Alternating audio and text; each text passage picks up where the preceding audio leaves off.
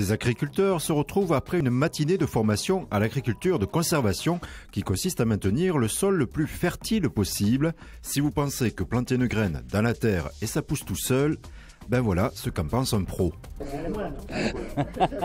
Pour un agriculteur, c'est effectivement plus compliqué et un conseiller de la Chambre d'agriculture a même créé sa chaîne YouTube pour l'expliquer. Quel type de dents choisir pour la fissuration? Regardons ça. Si l'on souhaite des dents qui bouleversent peu le sol, on prendra des dents Michel. Non, pas celui-là. Voilà, des dents Michel ou des dents droites. Ce magnifique tableau résume d'ailleurs ces 2 points.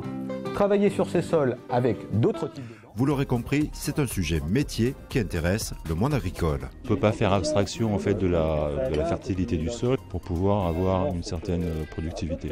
C'est un écosystème à lui tout seul, le sol. J'ai toujours vécu à la campagne, mais dans le nord. Alors les terres ne sont pas non plus les mêmes. Bonjour, Christophe Germain, Quinfin. Nous allons aborder aujourd'hui le thème du sol. Alors, depuis l'année dernière, la Chambre d'agriculture participe à un réseau de référencement des sols en vue de voir l'activité biologique de ces sols. Alors un sol n'est pas qu'un support, c'est quelque chose de vivant. Il existe classiquement 3 grands types d'analyse de sol. L'analyse sur la fertilité physique, comment est structuré le sol. L'analyse chimique des sols, c'est ce qui est classiquement fait sur les exploitations. Et enfin les analyses biologiques des sols où on va mesurer le nombre de micro-organismes du sol et est-ce qu'ils travaillent bien et est-ce qu'ils ont suffisamment de matière à travailler. Alors la grande nouveauté, c'est justement les analyses biologiques des sols. C'est en plein développement et la difficulté, les mesures on les a, mais c'est de les interpréter. Alors c'est un carabe. En simplifiant à l'extrême, s'il n'y a plus de carabe, on peut être très embêté par les limaces. Une racine de radis. Donc c'est un couvert végétal qui a pour but de nourrir le sol. Mais on voit que le bon côté, c'est la nourriture du sol.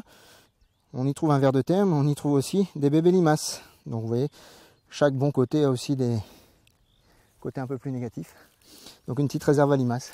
Exemple, ici on va faire un trou pour voir un peu la fertilité physique du sol, voir un peu sa structure. Si on considère le sol comme une usine par exemple, la structure c'est le bâtiment de l'usine, il est bien construit, il est bien aéré. Ensuite, dans le sol, dans cette usine, il y a des travailleurs, ce sont les micro-organismes. Il faut qu'ils soient suffisamment nombreux, mais en plus d'être nombreux, il faut qu'ils aient suffisamment de matière à travailler. Ce qui peut se passer, c'est en dessous, on a des soucis de tassement sur cette zone-ci. Que ce soit le radis chinois, la facélie, le sarrasin ou même la moutarde, la racine évolue horizontalement dès qu'elle rencontre la zone tassée. Sauf qu'après, pour retrouver une faille, pour repartir dans le sol, elle peut perdre beaucoup d'énergie et au final, moins de rendement normalement.